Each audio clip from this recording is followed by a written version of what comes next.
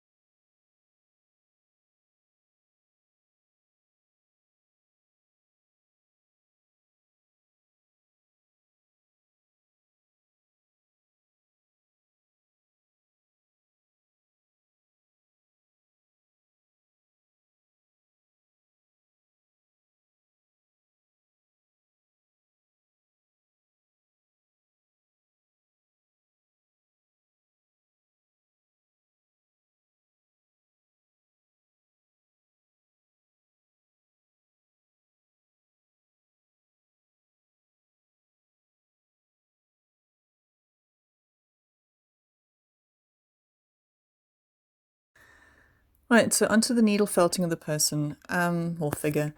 So normally the last few projects I've done, I've been using my felting machine. But before got my felting machine, I really enjoyed doing needle felting. So I decided to do today's project with just needle felting. It's a very simple little figure. I've sped the whole video up so that you don't have to watch 20 minutes of it, but I've left I've left the whole felting procedure in its entirety on the video. So if you're new to needle felting, you can literally just follow along the steps. It's a super simple technique, and you don't really use that many materials. You'll need your needle felting needles. If you have a multi-needle, excellent. You can use that just to speed up the big part of the dress felting. But otherwise, you can do the whole thing with just a single needle. It's not that much. And then also you're going to need your sponge for the back behind, the backing behind your work. And you're going to need the roving colors that you want to use, and of course the print that you've just done. You can use any image that you like. This was just really a super simple little figure. I just wanted to see if it worked because this is my very first experimentation with felting onto the gel printing pad. Well, gel printed fabric anyway.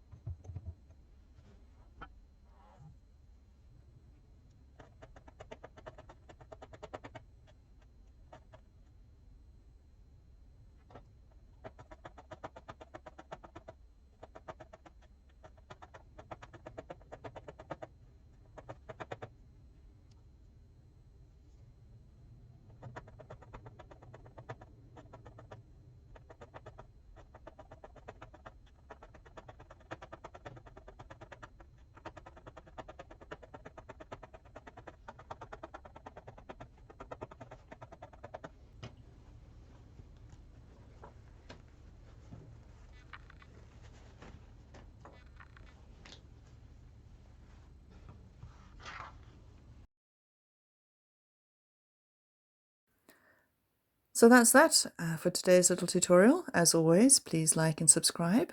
Every click helps. And yeah, I'll be back next week with another textile art tutorial. Thanks so much for watching. Bye for now.